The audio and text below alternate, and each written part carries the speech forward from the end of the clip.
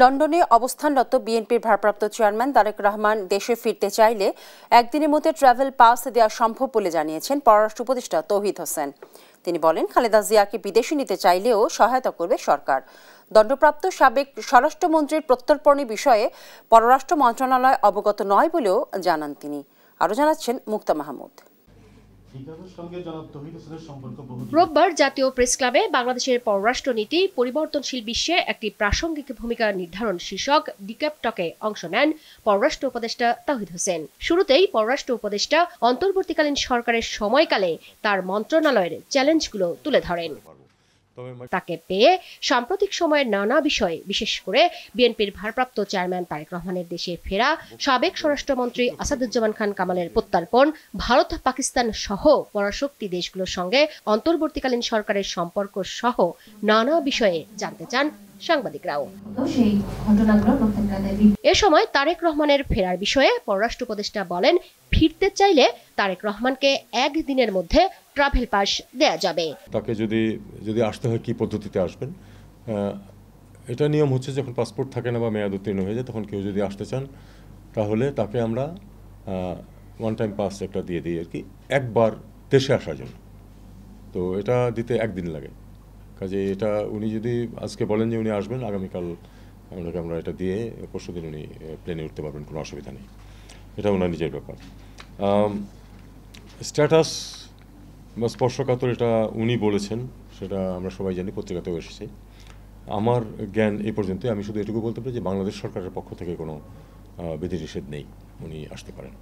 আর সাবেক স্বরাষ্ট্রমন্ত্রী আসাদুজ্জামান খান কামালের প্রত্যাপনের বিষয়টি পররাষ্ট্র মন্ত্রণালয় জানে না বলে জানান তৌহিদ হোসেন। আসাদুজ্জামান কামালের ব্যাপারে দুটো প্রশ্ন এখানে আছে। একটিরও কোনো অফিসিয়াল তথ্য আমার কাছে নেই। আমরা জানি উনি সেখানে ভারতে আছেন, কিন্তু লিখিতভাবে কখনো আমাদেরকে সেটা জানানো হয়নি। এবং তাকে দিয়ে যে ওখান থেকে ফেরত আনা শুরু হবে, এমনও কোনো তথ্য আমার কাছে নেই। বাংলাদেশের সঙ্গে ভারত পাকিস্তানের সম্পর্ক নিয়ে এক প্রশ্নের উত্তরে এই পররাষ্ট্র উপদেষ্টা বলেন, ভারতের সঙ্গে বাহ্যিক উষ্ণতার সম্পর্ক ছিল বিগত সরকার, যা জনগণের জন্য নয়। একই সাথে পাকিস্তানের সাথে সম্পর্ক খারাপ করে রাখা হয়েছিল, যা এখন ভালো বলে মন্তব্য করেন তিনি। বাহ্যিক উষ্ণতা মূল বিষয় না, মূল বিষয় হচ্ছে যে আমাদের স্বার্থ উদ্ধার হচ্ছে কিনা। স্বার্থ উদ্ধার হচ্ছিল না স্পষ্টতই। কাজে আমি সেটাকে ভারতের সাথে উষ্ণ সম্পর্ক ছিল এটা আমি বলতে চাই না। ভারতের সাথে এক ধরনের সম্পর্ক ছিল, খুবই গভীর ছিল সরকারের। পাকিস্তানের সাথে আমাদের যেসব বিষয় ছিল তার তো কোনো পরিবর্তন হয়নি পরবর্তী 15 বছরে। আমাদের দিক থেকে ওদের দিক থেকে কোনো পরিবর্তন হয়নি। বলতে পারেন আপনারা যে ক্ষমা চায় নাই, বলতে পারেন যে অ্যাসেট ভাগাভাগি হয়নি, সেটা আগেও হয় নাই, পরেও হয়নি। কিন্তু এই সময়টাতে ডেলিভারিটলি কিছু সিদ্ধান্ত নিয়ে পাকিস্তানের সাথে সম্পর্কটাকে খারাপ করা হয়েছিল। আমাদের সিদ্ধান্তটা ছিল যে আমরা পাকিস্তানের সাথে একটা স্বাভাবিক সম্পর্ক প্রতিষ্ঠা করব। ভারতের সঙ্গে সীমান্ত হত্যা বন্ধ করতে না পারা, রোহিঙ্গা প্রত্যাবাসনে কোনো সুবিধা করতে না পারায় নিজ মন্ত্রণালয়ের অসহায়তার কথা জানান তৌহিদ হোসেন। এটার কোনো সমাধান আপাতত আমি দেখতে পাচ্ছি না, কারণ এমনকি আমাদের অফিসিয়ালরাও এক পর্যায়ে গিয়ে এটাকে জাস্টিফাই করার চেষ্টা করেছে।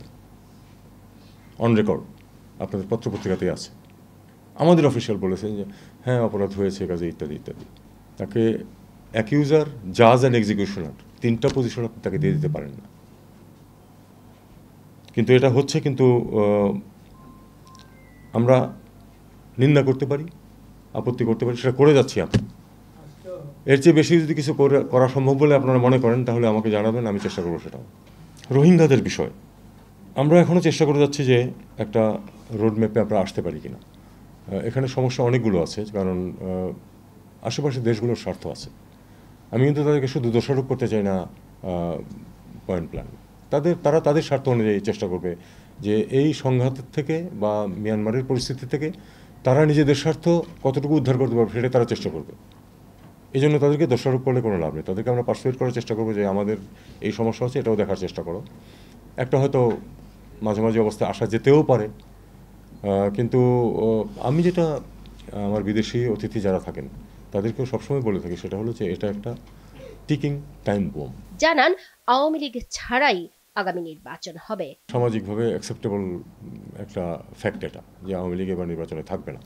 তারিক সাহেব না আসলে এবং বেগম জিয়ার শারীরিক অবস্থা ইত্যাদি, তারিক সাহেব তো এখানে উপস্থিত না থেকেও সত্যিকার অর্থে বিএনপি নেতৃত্ব তার হাতেই ছিল।